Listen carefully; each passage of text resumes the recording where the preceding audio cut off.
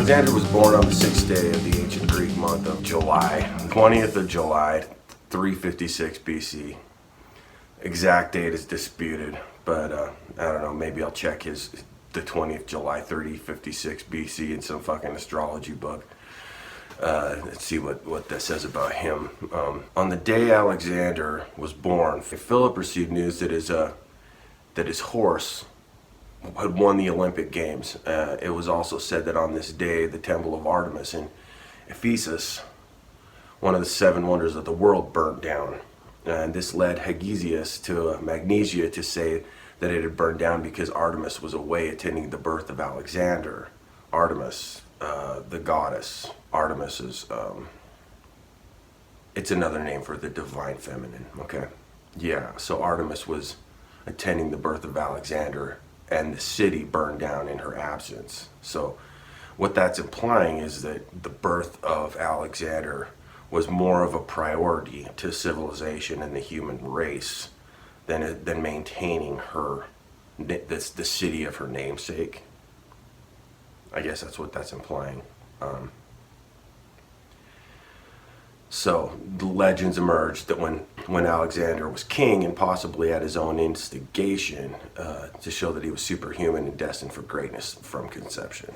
That's getting back to the fates, to the destinies. The Greeks had a predetermination type aspect to their religion. Zeus, everything was controlled by the gods. Like you've seen the 1981 version of Clash of the Titans, you'll notice that Zeus is up in Mount Olympus, and he's placing pieces, his son Perseus, specific locations, causing specific events to happen and stories to unfold. So the ancient Greeks, they had a very interesting conception of how time worked, and it's probably because their culture was informed by Saturn worshippers, Kronos. So this is Kronos. Saturn is one of the Titans. They named their gods after planets, or they named the planets after the gods, or the planets actually, in fact, were the gods and the Titans. So the Titans actually gave birth to the gods. So there's a hierarchy. It's even in Mount Olympus, which is heaven. Okay, so the afterlife, Hades.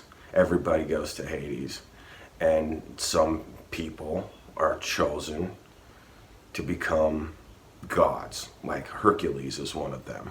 Perseus was one of them. These were hybrids. They were part god and part mortal, part human. And that's because the gods would periodically mate with women of mortal men, the daughters of mortal men. The gods would come down and bone them and create these hybrid half-man, half-god characters, and they were the heroes. Those were always the heroes, the sons of the godfather and the mortal woman. And that story comes from the Bible also, the Nephilim. The gods would impregnate mortal women and create hybrid species of supermen, of Ubermensch, say. Alexander was one of these men, that he was the son of Artemis and Zeus, brought forth into this material dimension and world through King Philip II and his wife Olympia. This is how legends are born. This is how history's made. Okay. So when Alexander was 10 years old, a trader from Thessaly brought Philip a horse, and Alexander, he could tell that the horse was afraid of his own shadow. So he asked to tame the horse, which he eventually did, and he did it by riding the horse when it couldn't see its own shadow. Alexander was a brilliant fucking dude. He was very intuitive and very insightful, visionary motherfucker. So this horse is the most famous horse in history, Bucephalus. Bucephalus in ancient Greek means ox head. It was kind of like you nicknamed the biggest dude Tiny. That's that sort of sense of irony. He was 13 years old when he got Bucephalus. Okay, so when Alexander was about 13, Philip began searching for a teacher, a tutor, for his son, Philip decided to have Aristotle, the student of Plato, who was the student of Socrates. So like these are world famous philosophers, the grandfathers of philosophy. Yeah, so when you're a king, you can afford to have the greatest teacher for your kid. And Alexander had a really great education. He sent his kid to boarding school, and that's where he met Ptolemy, Hephaestion, Cassander. His best friends, his childhood friends eventually became his generals in his army. So that says something. To the extent that they were kind of like a band of brothers. They were sort of like the Young Guns, with Billy the Kid. They all kind of just rallied around Alexander, and between the four of them, because they were so loyal to each other and had so much like internal love for one another, they had such absolute faith and confidence in each other's integrity and character that they were the greatest army and the greatest military in the history of the world. He was able to conquer the known world at the time. He ruled what was ostensibly the entire world. You might actually call that the First Reich. We don't. We call the Romans, the Roman Empire, the First Reich. I think we got the Reichs wrong. To tell you the truth, I think like if you're gonna call the Roman Empire the First Reich, then you're gonna obviously see that the English, the British Army, the Navy, the colonialism that England established as a world hegemon, as the Second Reich, right? Well, then the Third Reich is attributed to belong to Germany. That's sort of not exactly how it panned out, because I think America is actually the Third Reich, but nobody ever really wants to call America the Third Reich because the Third Reich is associated with Nazism and fascism. We like to think that we aren't Nazi or fascist in our foundation, in our colonialism, in our imperialism, but that's provably false. If you look up the word fasci in the dictionary, you're going to see an axe surrounded by like 12 sticks, like little log type things. That is a fasci. That is the symbol of the fascist. And if you look for that icon, that symbolism in America, in the American symbolism, you're going to find that symbol. There is a fascist, a fasci, and all of its implications symbolized in American iconography. Okay, it's not a foreign thing to us. We don't call it that. We don't call the way we operate fascistic or national socialistic. And that term, by the way, is not indicative of the way America operates or how Nazi Germany operated. Okay, nationalist, yes, they were definitely nationalists. The socialist part was co-opted because that was a popular movement at the time.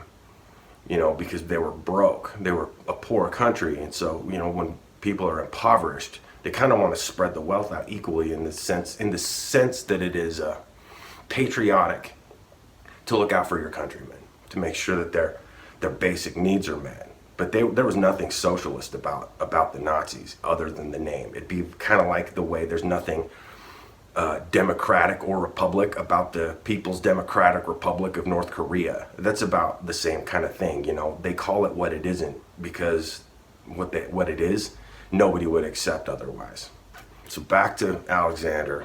Alexander trollops to the Middle East, to the Levant, and then he goes to Egypt, where he destroys Tyre, and most of the towns on the way to Egypt pretty much just saw his army coming and they just gave up. It's all cause and effect. The pawn and the king all go back into the same box eventually. You can be nice to your slaves.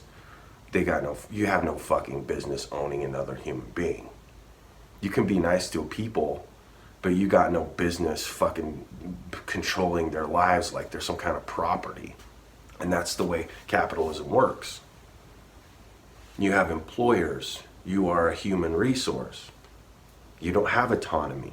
You're not free when you're on the clock. When you're punched in on the clock, you don't have any fucking real rights.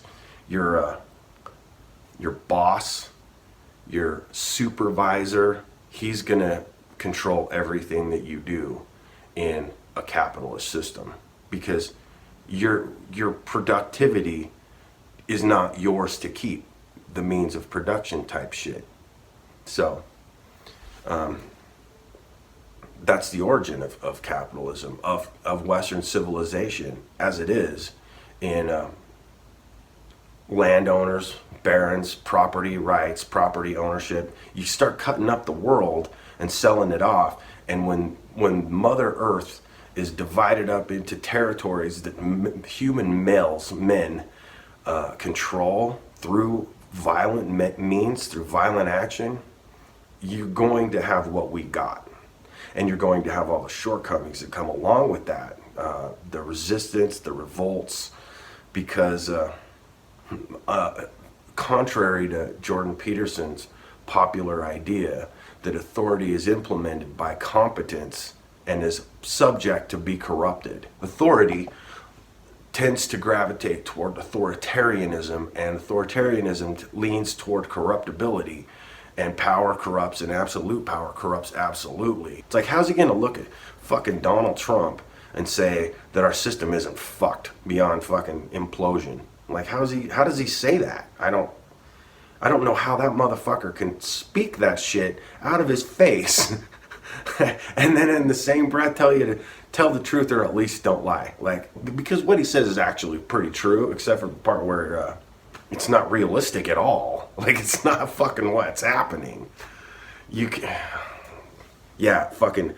does. His rules of authority and competence apply to the state, right? But not the fucking authority in academia, because that's all been infiltrated and corrupted by neo-Marxist liberals, communists, and fucking feminists, people who want equality, equality of what? Outcome or opportunity. I've already talked about how stupid those fucking ideas and points are, so I won't get into that.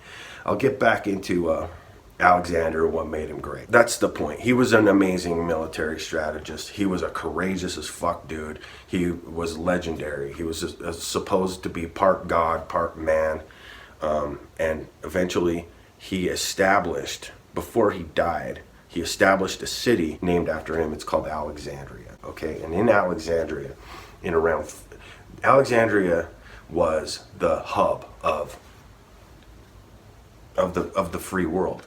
Like, everybody who passed through Alexandria, their vessels, their boats, their wagons, their carts, their persons, everything was searched for literature.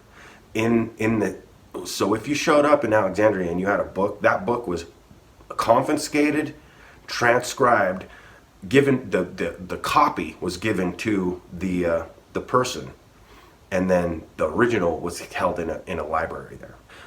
In 400 AD, around 400 AD, that's when the Library of Alexandria was burned down, and the philosophers, a woman named Hypatia, and she was torn limb from limb in the streets, stripped naked. Her body was dragged through the road, and the library was burned. Everything was destroyed. They just razed the city of Alexandria. Why? Because these people were the new order of Christians, which would eventually become the Catholic Church. See, the Christians, Greco-Buddhist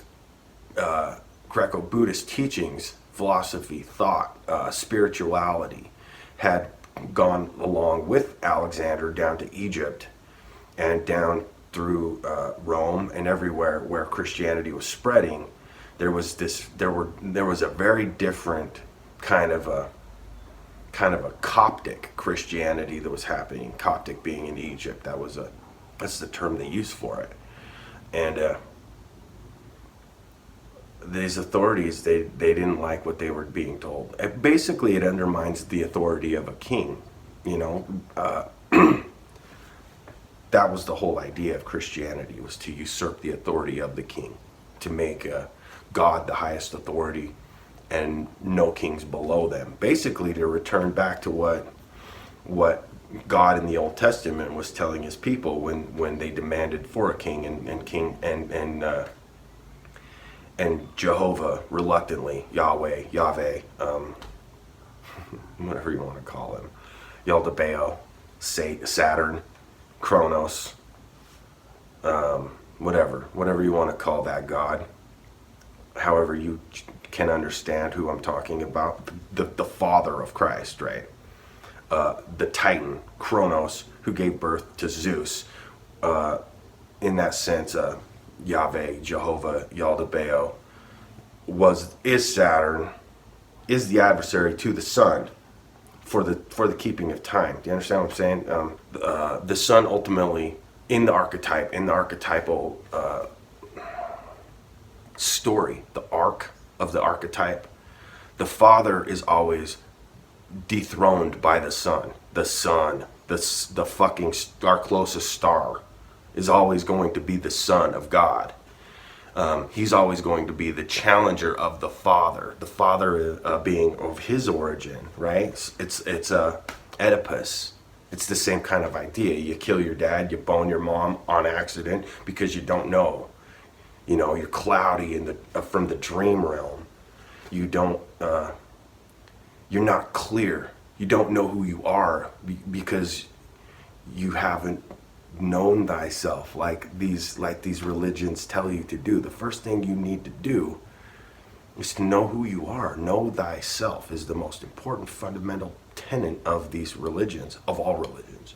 If you're going to get into any kind of spirituality, of any kind of understanding of what it means to be born and what it means to die in this dimension, then you have to understand who you are. And when you understand who you are, you realize that they're right. They're fucking right, okay? You have a divine nature. You have an eternal essence, a soul. That's where we get the word solar, soul. The soul, it means alone also. Soul, one. Soul, sun, solar system. All of these words mean alone, solo, okay? That means solar, solo. That also means one, alone. There's one. We got one sun. That's it. That's all it's talking about. That's what it's describing.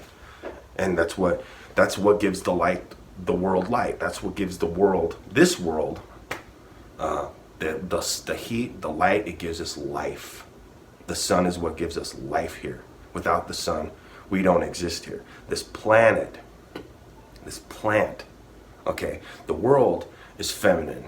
The sun is masculine. The world is our mother. The world is Gaia, okay? The world is the divine mother.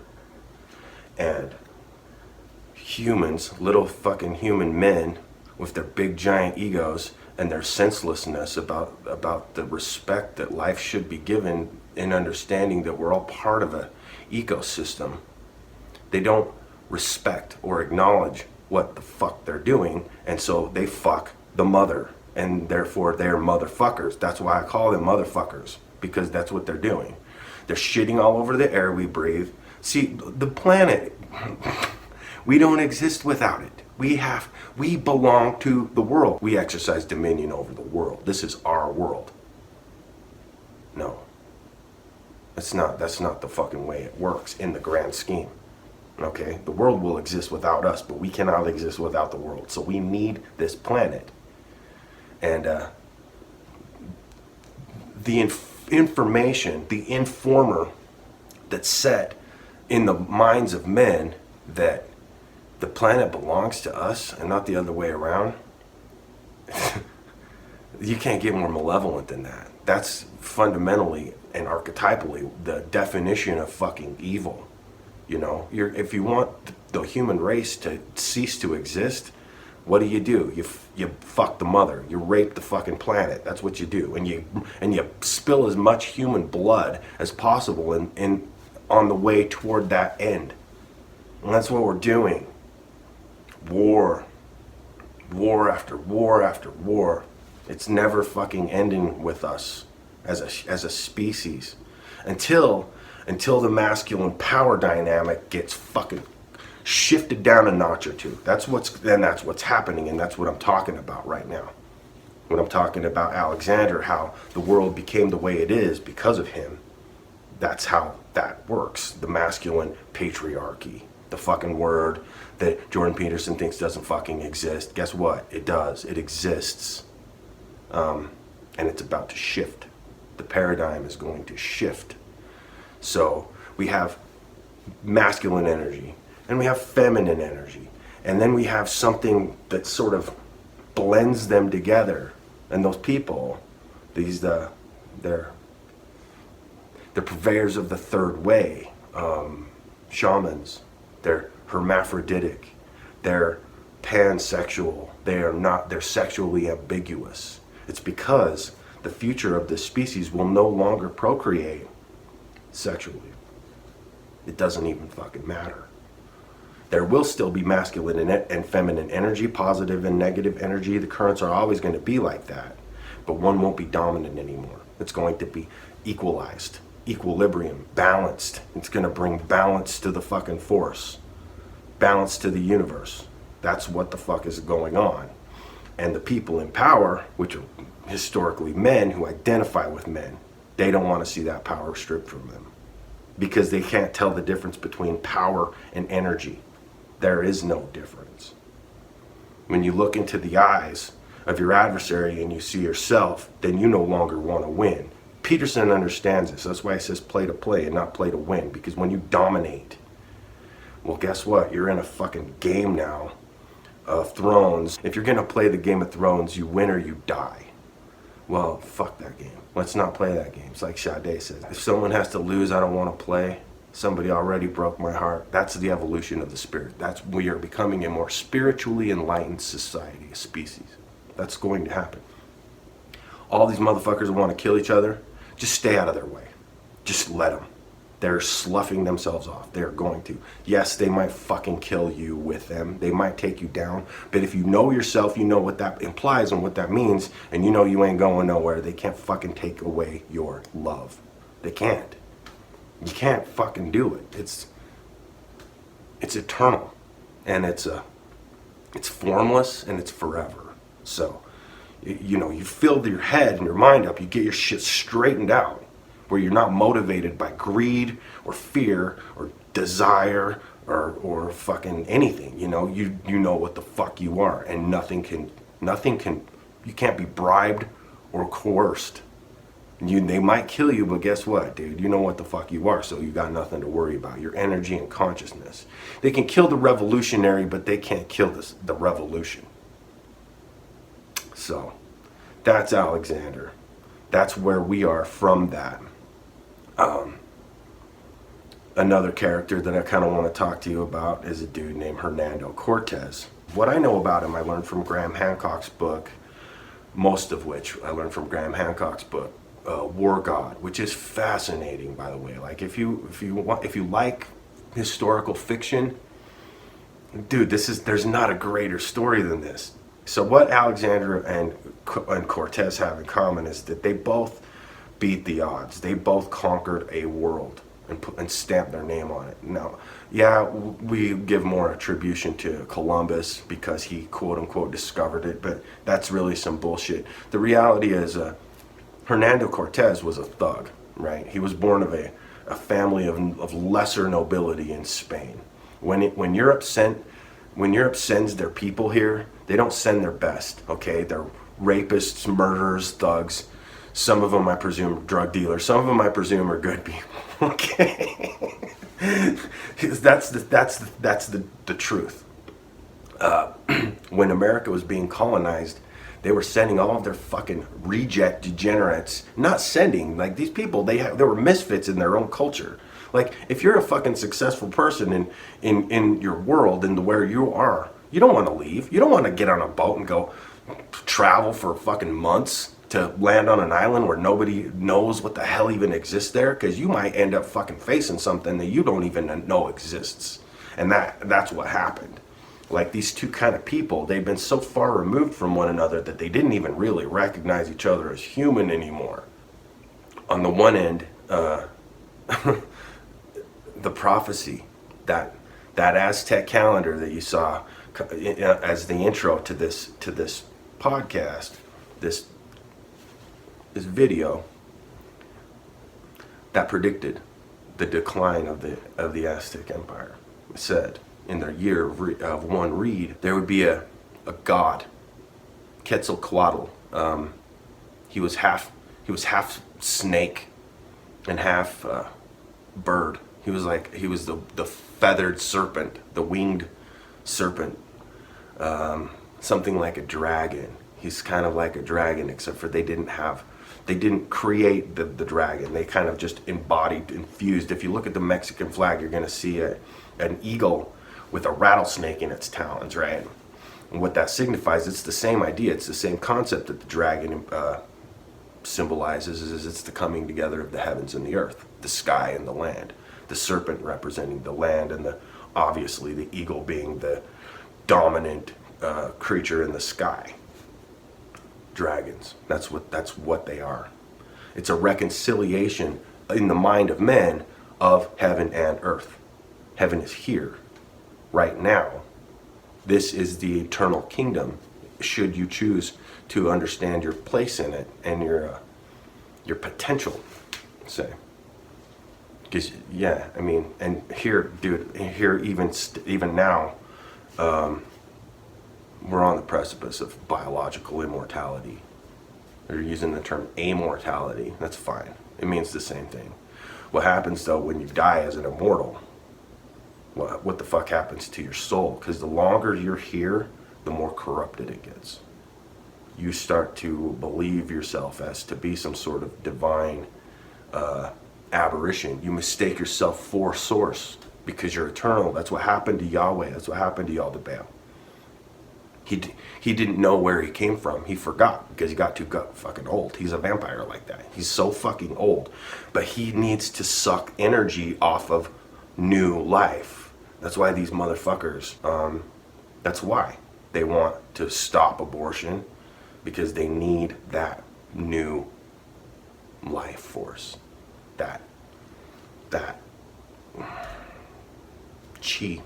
It's chi. It's life force. It's life energy. That's why fucking 666 and sex and the beast and all of this fucking all of this shit, materialism, all of this shit. It's why needs to be generated. Eat, fuck, die, mate, reproduce. You don't fucking matter. It also is the stuff we're made of. That's what matters. Like all these words that we use, they mean so many different things on certain different levels that people don't even really understand. And in order for you to understand who you are and where you come from and your soul, you need to understand some of this shit. Like you need to, and if you don't, you can't operate it. See, that's the whole classic and fucking romantic aspects of this shit. You don't have to actually understand the mechanics of it. Like, race car driver doesn't know anything about combustion engines. But to be the best race car driver, you got to get in that zone. And that's what I'm talking about. The zone. That's Zen. That's a space of intuitive reaction to action. Action is karma. Action is the fucking motion of the wheel. That's what makes us be alive. That's what's turning the gears of the entire universe, spinning that fucker into a Fibonacci sequence that is predictable through that numerical cycle. That's what's going on. That's what you got. If you don't understand that, that's fine, but you still got to know yourself. You got to know what your role and your function is in this dimension, in this domain.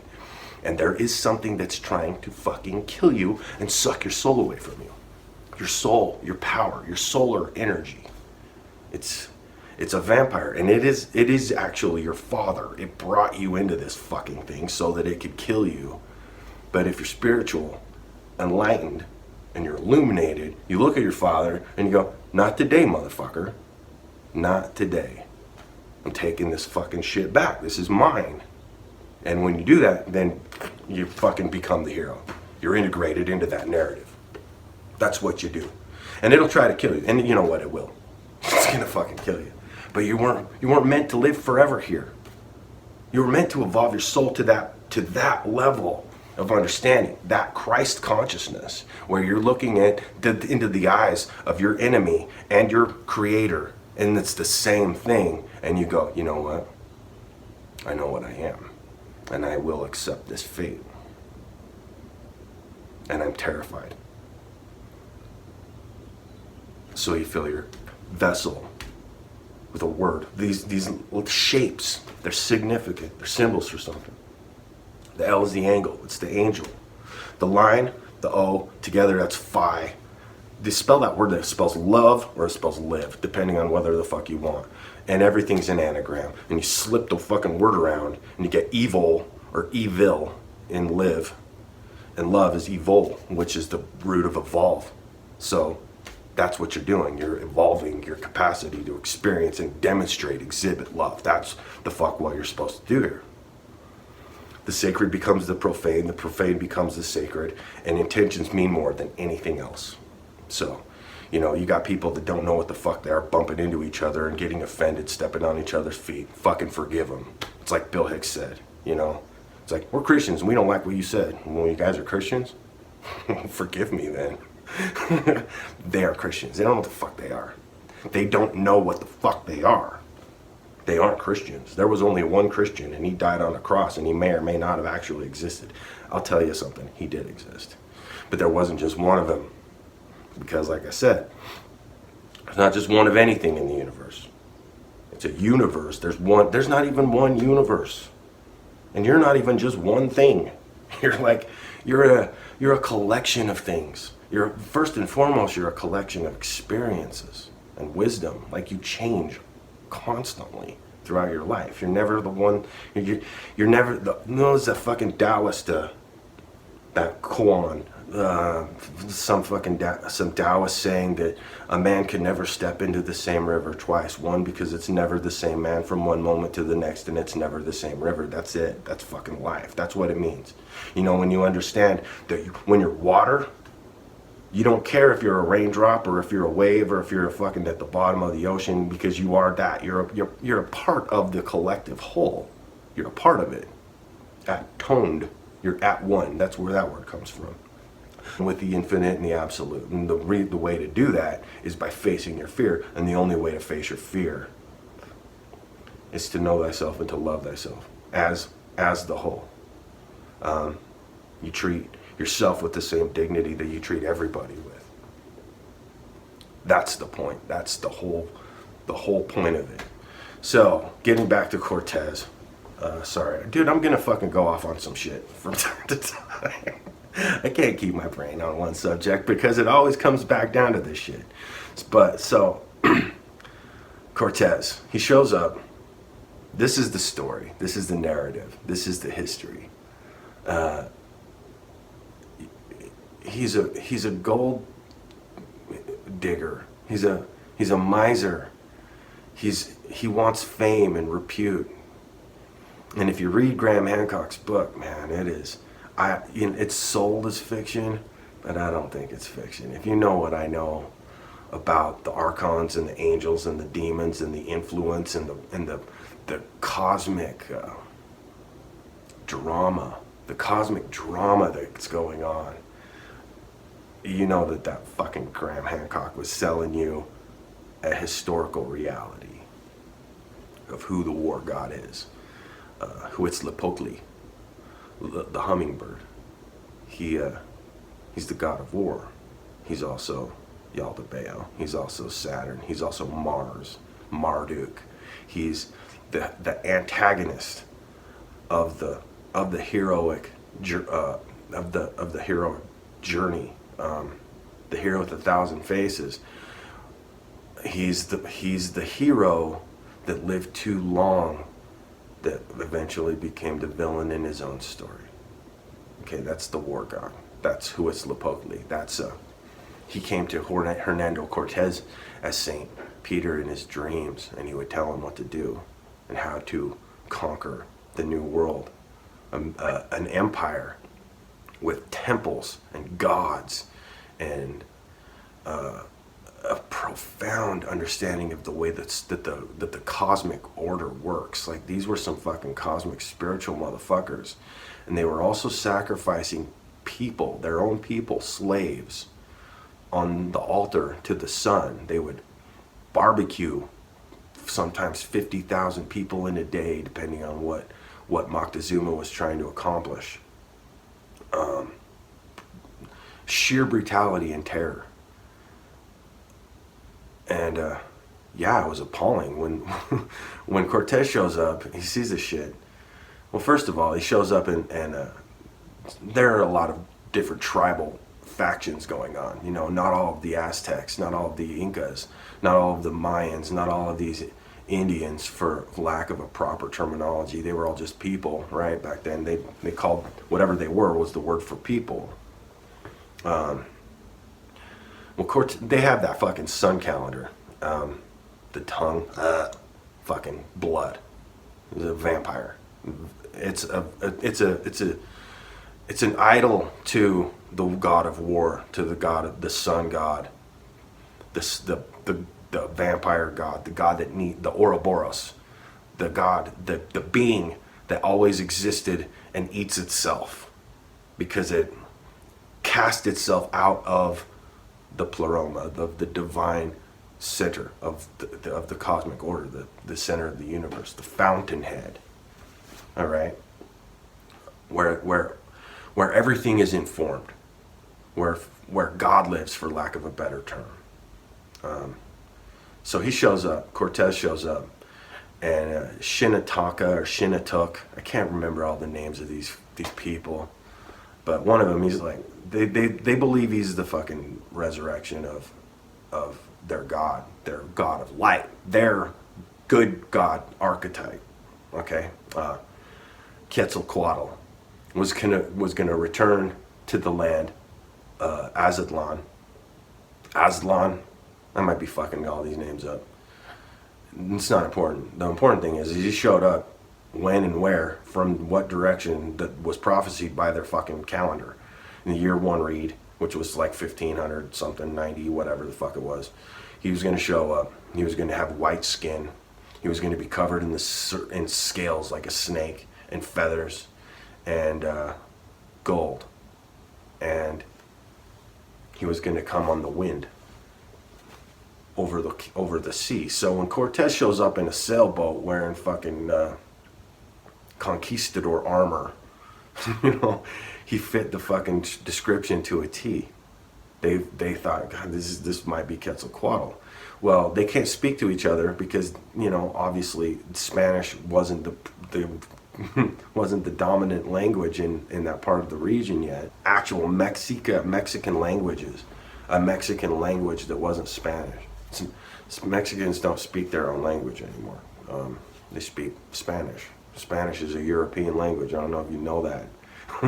It's like fucking when I used to work in the warehouse with all the undocumented laborers, and you know, they get on the fucking intercoms with each other, and they're like, and then some fucking stupid ignorant motherfucker would get on the radio. Basically, he's calling for a Lyft driver. He's like, Lyft driver, and some fucking dumb white fuck would get on there and say, "This is America.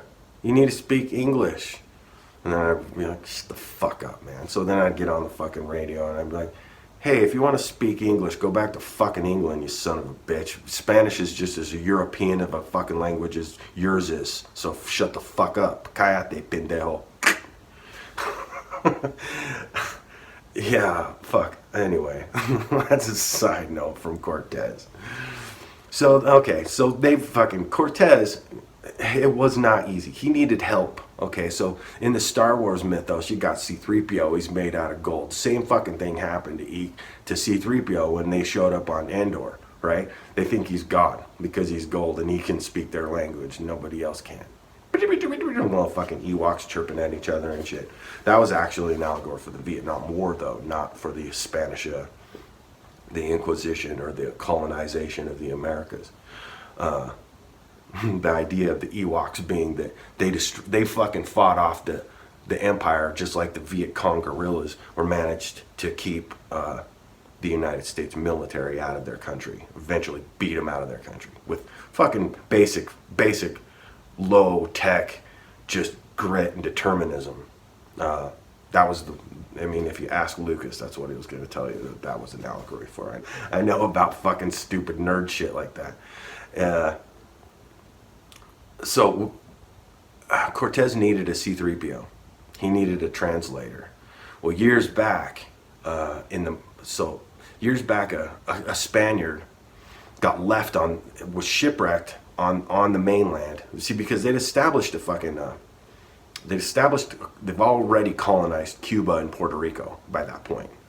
Because those were islands, they could fucking take them over with their military. But because the mainland was so vast and so many people lived there, that they couldn't just go in there and fucking fire cannons. Like, the sheer number of the Aztecs would just fuck them up. Like, millions of people, millions of warriors,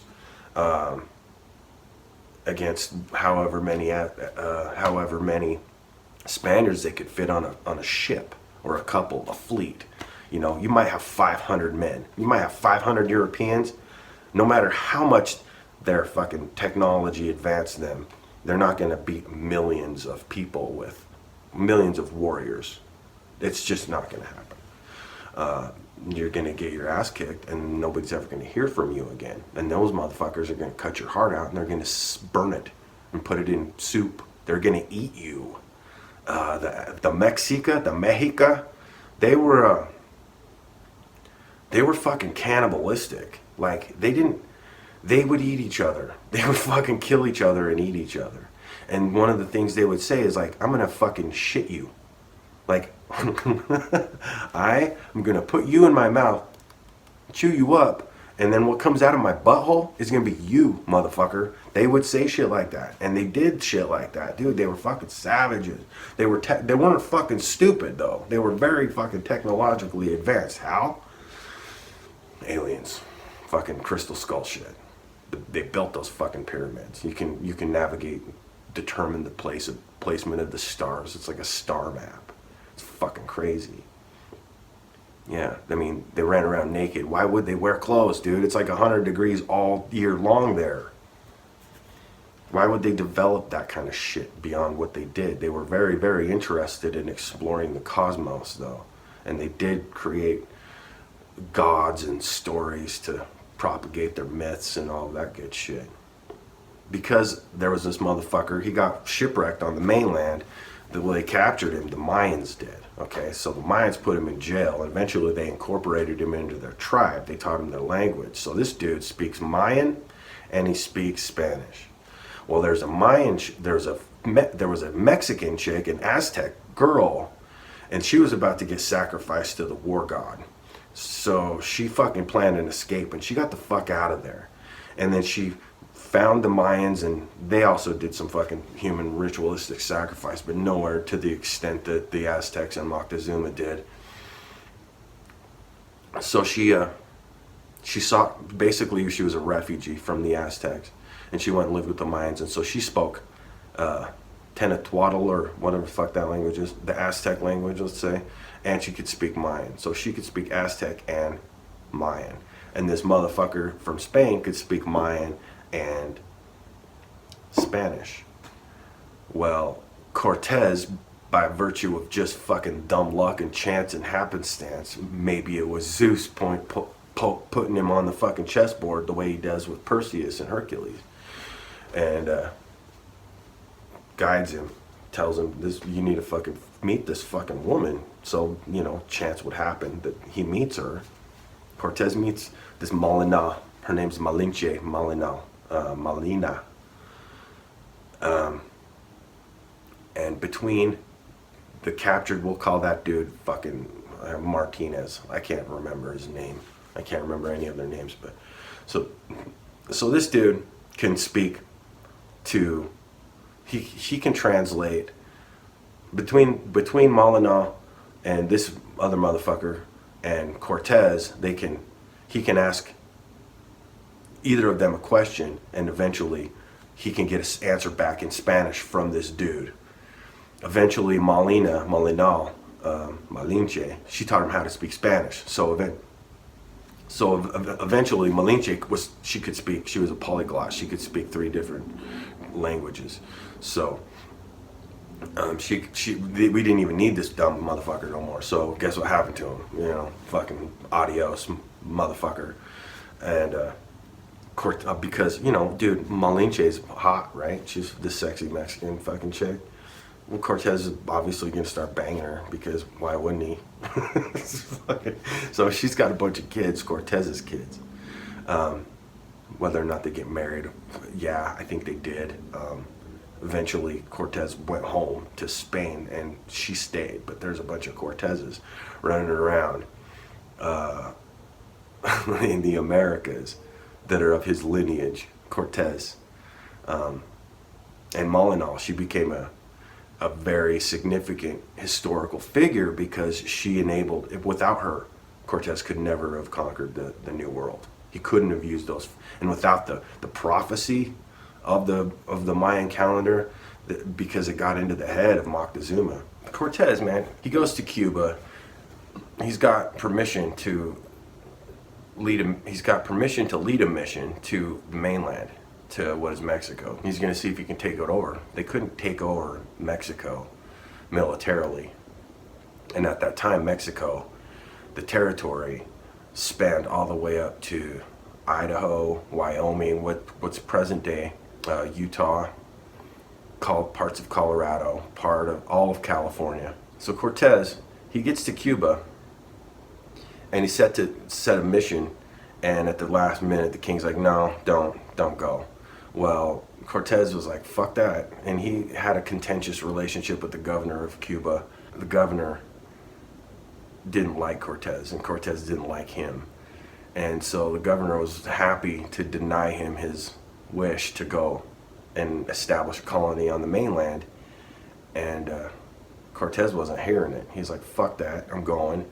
So in the middle of the night, he set his ships up and took off. And he's greeted actually pretty openly and warmly by the natives there. Because they think that he might be Quetzalcoatl. They don't know who he is, but you know, they have cannons, they have muskets, they have razor sharp swords made out of Toledo steel. They have armor, and the Mexican warriors basically have like wooden armor, wooden swords that have obsidian embedded in like these little notches. They're basically paddles. They're like wiffle ball paddles. And they have little sharp edges of obsidian jammed into the outer rim. And when a Mexican warrior would hit a Spanish conquistador with his sword, the obsidian would just shatter. So it would render his weapon ultimately nothing more than a paddle. And you're not gonna kill a conquistador with a paddle. I guess you could, but not if it's not gonna be an easy task, especially when he's swinging a razor sharp sword at you and you've got just wood covering like your shins and your biceps, and you might have some wood on your chest, but basically you're almost naked, ostensibly nude. You might have a helmet made out of wood. They didn't, maybe stone. They didn't have a lot in terms of armor going on. They had metal, they had gold. They didn't use it to create weaponry, though. They were not technologically, militarily advanced. That wasn't their priority. They had different priorities. So Cortez, he with the help of Malinal and the translator and some sorcery, some crazy shit, Cortez was able to eventually defeat Moctezuma. Partly because the people of Mexico hated Moctezuma. He was inept as a ruler. He was slightly stupid, like, because he was king and because of nepotism and inbreeding and royalty and bloodlines and a hierarchy of heirdom. He was he inherited the position of priest king because of who his dad was. That's kind of how they did it back then. Everybody did. You know, like you set yourself up as a king, and then your son inherits the throne, and by virtue of classism, the royal bloodlines all become kind of inbred, and sort of, and all the things that come along with that. Stupid. They're stupid. And because power is wielded and might makes right, then ingenuity is sacrificed. It doesn't. The biodiversity gets, the gene pool gets fucking muddy, and it gets shallow, is what happens.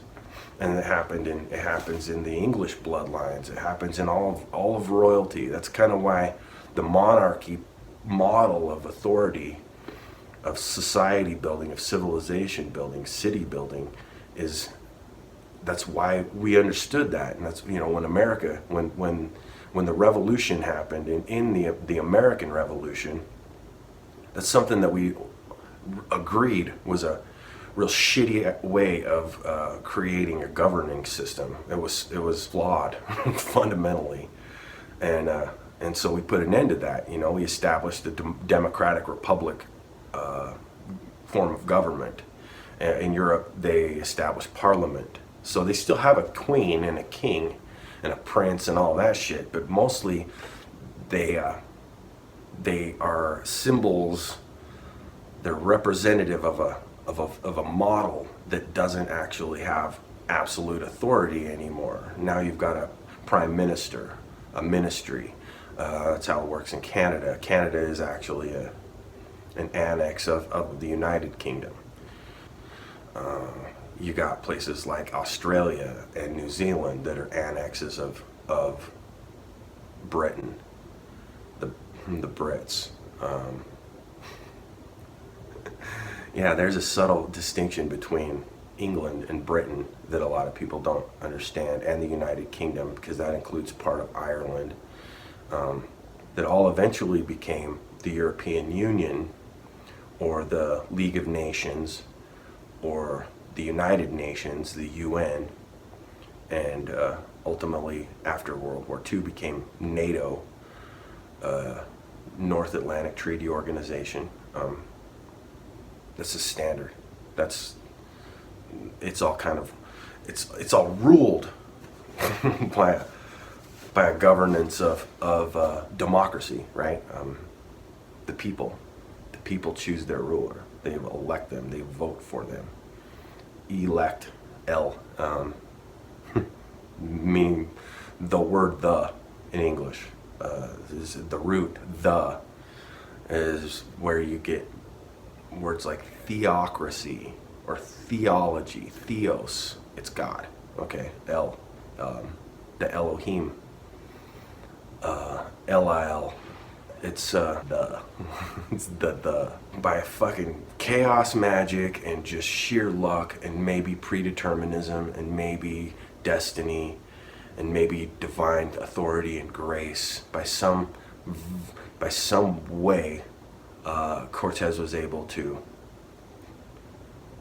take over this what's Central America, what's now Mexico. And that gets us to where we're at today. In our current political climate, we've got a Trump in the White House, and we've got an Alexandria Ocasio-Cortez as an underdog champion hero of the people, a democratic socialist. She's Puerto Rican, and she was born October 13th, 1989.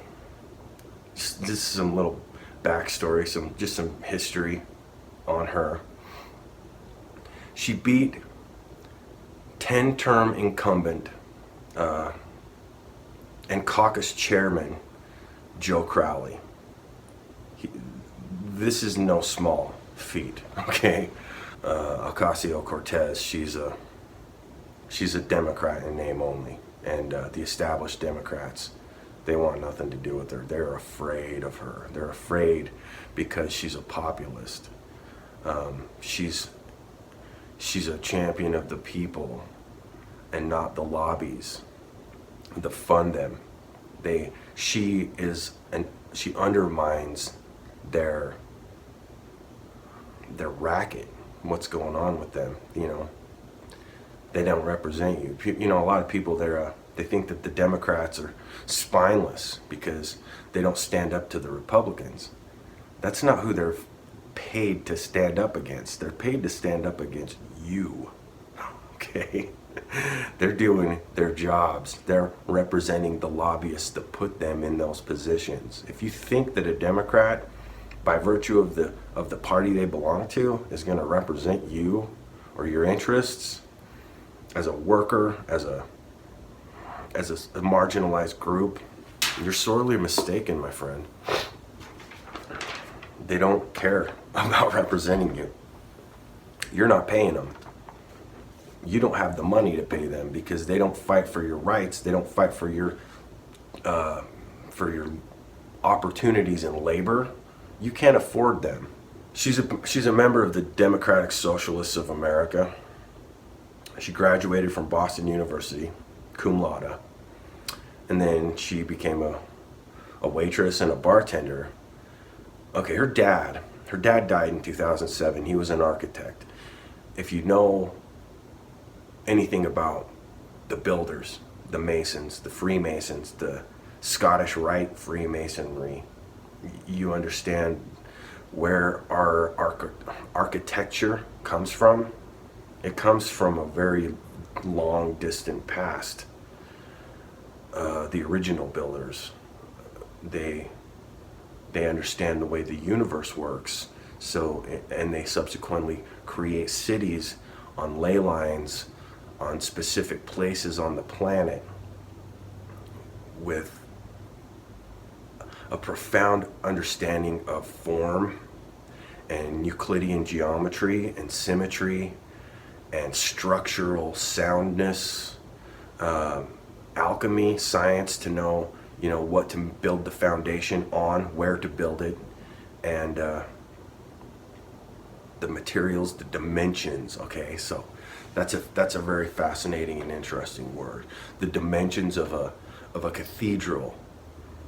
You have to know something about the dimension we live in. Like you have to understand the 3 dimensions, and the 4th dimension, and the 5th dimension, and the 6th dimension, and the 7th dimension, all the way up to the 12th dimension. Like, these people that understand how to build temples, spires, architecture, they understand something about the way the universe works on a very profound and deep and intimate level. So Alexandria Ocasio-Cortez's father, he was a Puerto Rican dude. He died, and any kind of wealth that he had established or created, curated throughout his life was jumped on, pounced upon by lawyers, by investors, by people with money that have the means to basically to just steal everything that he'd ever created with his own hands and in his own mind and his own imagination. So Alexandria, she moves down to Florida to help her mom, because when her dad died, they lost everything. So she was working as a waitress and a bartender, sometimes 18 hours a day, to support her mom while going to college. Boricua. I'm not exactly certain how to pronounce that word, but it basically means the people in Puerto Rico. They were a mix of African transplanted slaves, Jewish refugees, indigenous occupants of the island, native Indian, whatever the fuck you want to call them, whatever fucking term that white people, Europeans, want to place on them. And then Europeans, Spaniards, Portuguese, and English, whatever, wherever part of Europe people were coming to this country from. They are a mixture. They're a fucking combination of a lot of different genetic ethnicities. They're biodiverse. And they identify with each other in all of those things, because they're all a mixture of those things. When you are a combination, you get into the identity politics, and when you're a combination of everything, then you got something called intersectionality that people are talking about, how the oppression Olympics, the victimhood games, like the race to see who could be the most marginalized person on the planet. No, man, that's not what's actually happening. What's actually happening is the more diverse you are, the more you can identify with everyone. Like my homeboy, Puerto Rican dude, he grew up in Brooklyn as well. He wears a Jewish Star of David on his neck. He's Jewish. He's Puerto Rican. He's part Native American. He's part Jewish. He looks like a white dude. He talks like a New Yorker. But he identifies with black people because he knows parts of his family they're black. They're the descendants of slaves. So that biodiversity is a very fucking strong, it's a strength that we have in this country. That's what makes us the melting pot, the epicenter of the world, is because anybody can come here and belong. That's not what some of these motherfuckers want. They want to keep us homogenous and fucking white.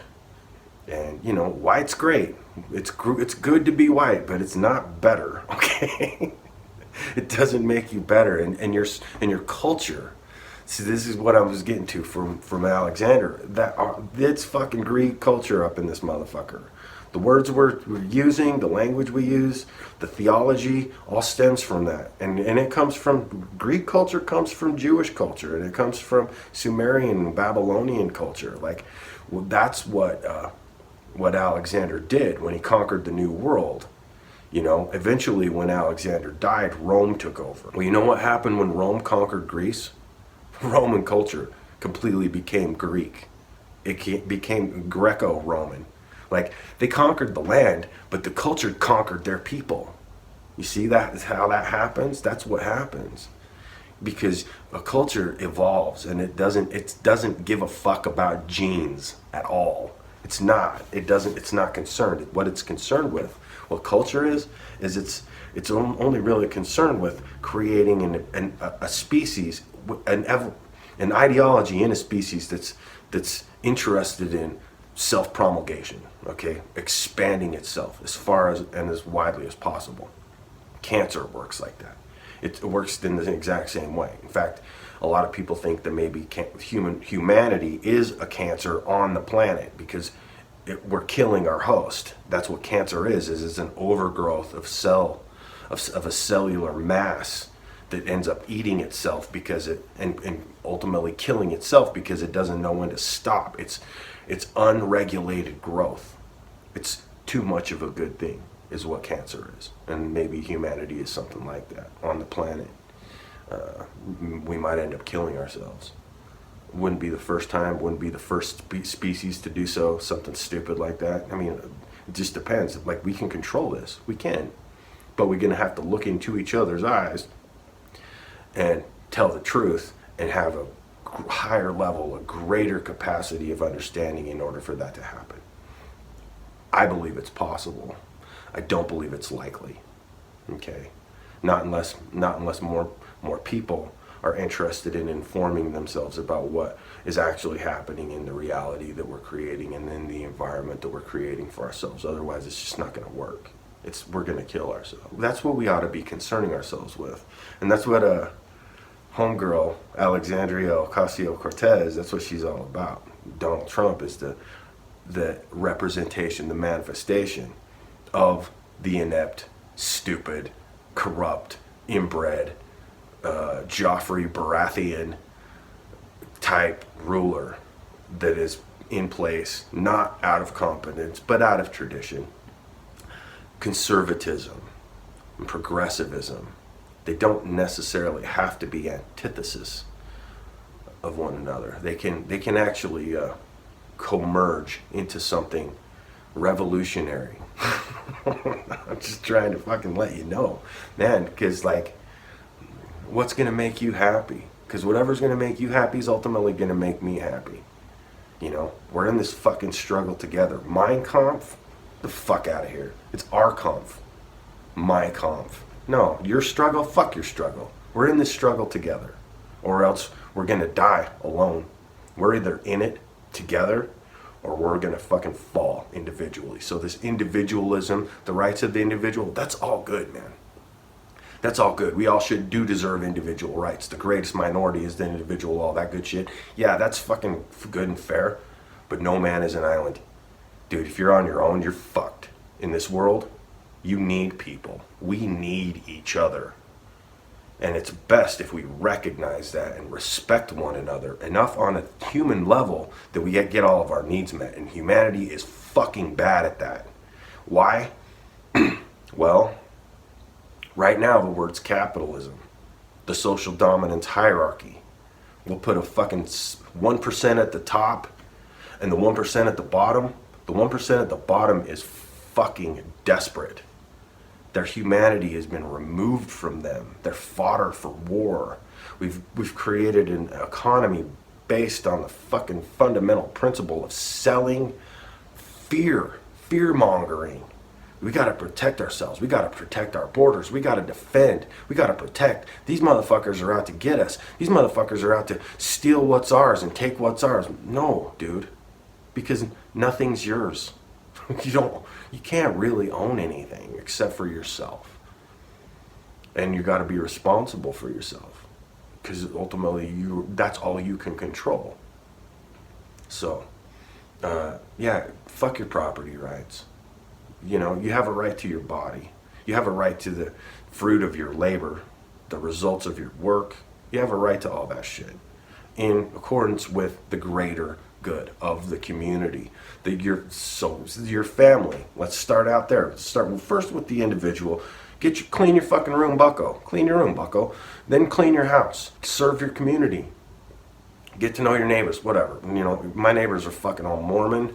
They don't want anything to do with me unless I want to join their legion. They want me in their legion with them so that they can trust me. They won't take me on my word. They won't take me on my individuality or my character. So, I mean, that's fine. We say hello to each other. We're cordial. They know that I'm probably going to go to hell when I die because I've chosen to conscientiously explore and investigate the circumstances of my spiritual responsibilities. That's ultimately, that's the best way I could describe it. It's what it is.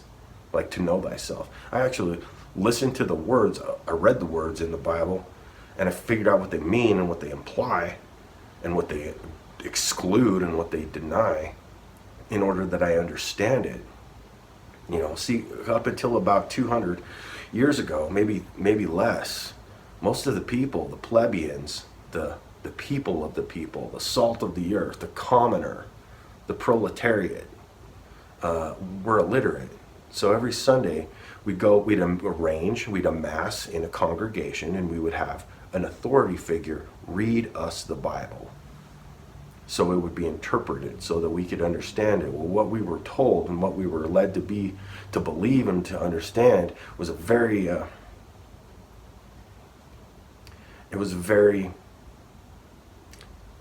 intentional message to keep people subordinated, accepting of a social dominance hierarchy, a place in their class. It's classism. No human dignity that doesn't exist within a context of a class, a ruling class, a middle class, a lower class, a working class, whatever. It's fucking the caste system, the Brahmin Aryan caste system, in a spiritual domain, and that works in a spiritual domain. But in a secular and in a human domain, the class system, the social dominance hierarchy, has to be examined and appropriately dispensed with, from each according to his needs, to each according to their ability, or vice versa. You know, the equation's the same. So what's in a name? Alexandria, Ocasio, Cortez. Her dad, smart motherfucker, architect, named her after Alexander the Great, after the city of Alexandria, on October 13th, 1989. She was named after Alexander the Great. And everything that his life and his figurehood, his legacy entails. Ocasio, the Latin root for occasionally. Cortez. Now Cortez was a fucking brutal, savage, very clever, very charismatic, very fucking determined, from a lower noble class. Came from nothing. Conquered a world.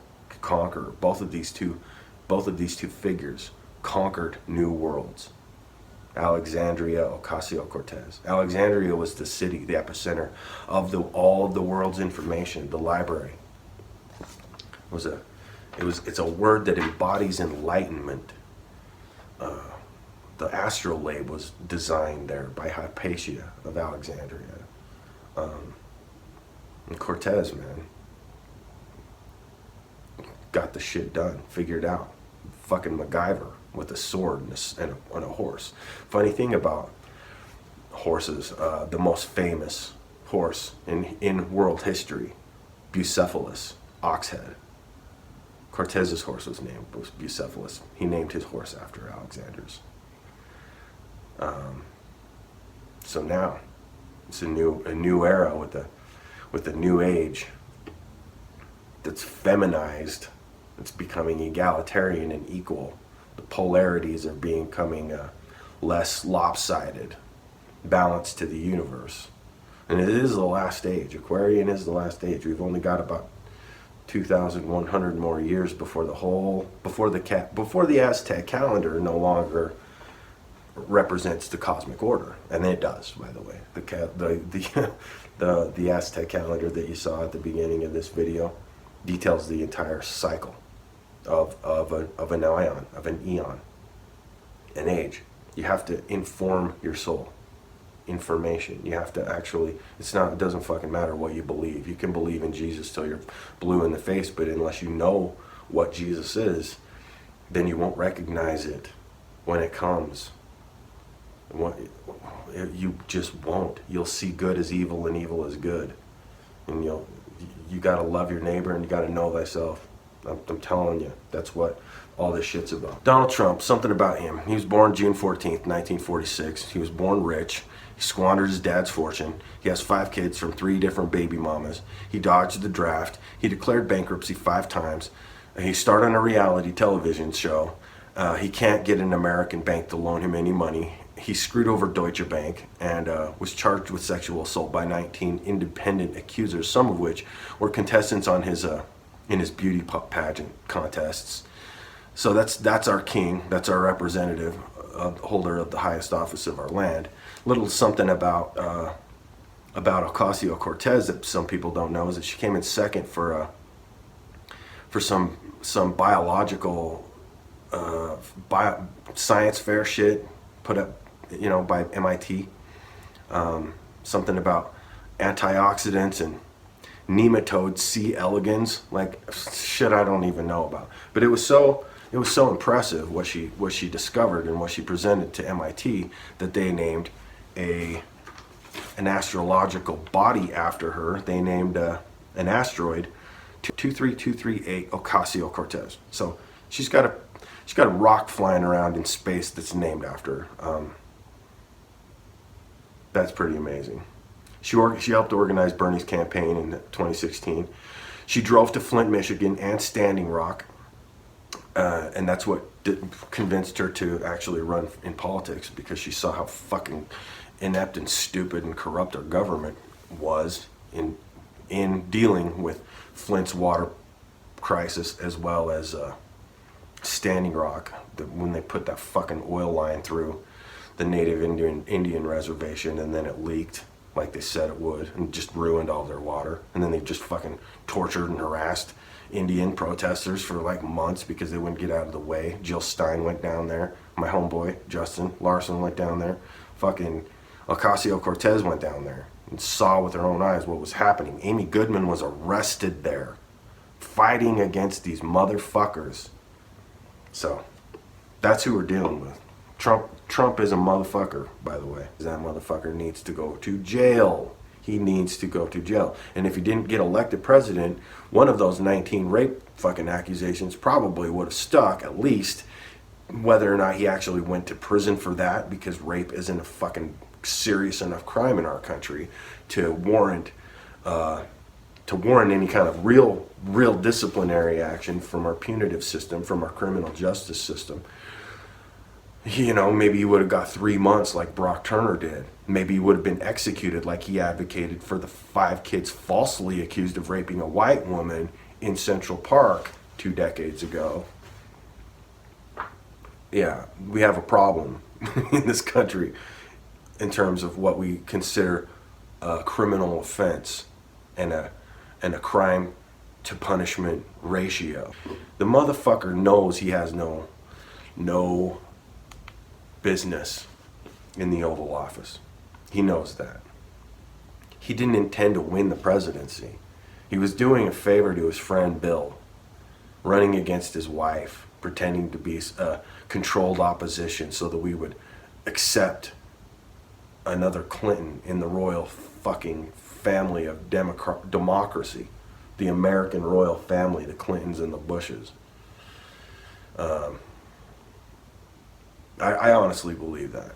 I didn't think he had any intention of winning. I think everybody underestimated the Pepe, the Keck. Nobody, not even Trump thought he was going to be president. So this is my prediction. This is what I think. Should Trump get impeached, and whether or not he should or shouldn't, or whether or not he deserves to, or whether or not that would be a good or bad thing for our country, that's all debatable. Like, I honestly don't know. I don't know if fucking impeaching his ass is the best thing that we could do, because it will fucking spark up a fucking violent conflict if he does. If we do. That might be inevitable. It probably is. All empires collapse under their own weight. The racial tension, flames are being fanned by foreign entities. I predict that Trump will resign, and Vice President Pence will take his place as, you know, in the last minutes of his presidency. He's going to resign, and Trump is going to pardon him for any fucking crimes he committed before or during his presidency. So anyway, that's something interesting to think about. What's in a name? AOC, Alexandria Ocasio-Cortez. She gonna be a president? Probably. I am predicting, barring some sort of fatalistic determinism, or maybe by sheer virtue of the fact that I made this video, that gods are like, nope, that can't happen now. Unless nobody watches this, and then it might. Who knows? Who knows, man? Who knows? I don't know. So, that's it. Okay, I'm gonna fucking say this. I love seeing my sisters in a world where they can do well, where they can not live in abusive relationships. They're not economically forced to stay in shitty relationships with toxic men, like fucking guys that don't know how to keep their hands off of women in violent or inappropriately sexual ways, like our fucking asshole president can. Grab him by the pussy and fucking... Dude, I mean, some of the girls that he was fucking charged with raping or sexually assaulting or molesting were teenage girls in his fucking beauty pageants. Like, that alone is just gross to me. Fucking beauty pageants. It's like, what the fuck is that? It's just fucking... It's a thing of the past, thank God. Thank Goddess. Thank the fucking changing of the times. Yeah, fuck it. And then, you know, maybe we'll get invaded by a fucking class of assholes that can travel across great distances. See, this is the thing about why haven't aliens fucking reached us yet, and how come we haven't? Dude, before you can get that kind of fucking light speed type of technology where you can traverse the galaxy and the cosmos, you got to figure out how to maintain, how to be a a custodian of the planet you live on, respect it on a spiritual and a fucking ecological level and an economical level to figure out how energy is transferred back and forth, because that's what money is energy. That's all it is. It's chaotic magic, fucking sigil, symbolism for it's a representation of fucking labor, really, or property ownership and all that shit. When we realize that we belong to the planet, not the other way around, and when we figure out how to properly maintain a homogeneous homeostasis, an ecological stability to preserve life in all of its forms, then yeah, maybe we can go fucking travel and do some Star Trek type shit. But you know, the first imperative is don't get yourself involved in species that can't really understand or respect where you're coming from. And we can't even respect and understand where we're coming from right now, because religion is fucking keeping us all operating in religion as an operating system, language as an operating system, okay? We gotta figure it out how to be polyglot, how to fucking speak each other's language and understand one another and respect each other's humanity and dignity, regardless of sexuality, regardless of fucking preferences. Like, we need to get these differences on the same level as, oh, you don't like basketball? That's cool. Let's talk about football. Oh, you don't like sports? Let's talk about art. Like, it's not a big deal. People don't want to kill each other over that stupid fucking minor differences. Religion needs to become something that fucking benign, okay? That's sort of irrelevant in somebody's human worth and dignity. Your opinions. Like, I have a right to my opinion, you have a right to your opinion. It's my opinion, that you have no right to your opinion, and then you shoot the fucker and go away. Like George Carlin bit on that. Yeah, we need to make our differences so fucking insubstantial, insignificant that they don't even fucking matter.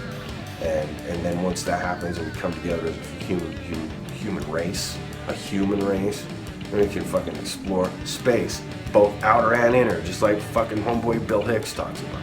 You know, all of our great thinkers, all of our fucking social commentators, our philosophers, they're comedians. Carlin, Hicks, brilliant motherfuckers. Put them in charge. Why the fuck is Donald Trump running shit? He's not really. But we need to, obviously we need some fucking better leadership. If we need representation at all, I'm not sure that we do. We can get rid of this fucking system. Revolution. Make something new, something more appropriate, something more useful to all of us together. We fucking egocentric, egotistical, egomaniac. Fucking dude, it's not all about you. You don't take yourself so seriously. Like, whatever the fuck you are in the cosmic order, just accept that and try to evolve into something better, something higher in its frequency and its vibration. And until the next time I talk to you, signing off.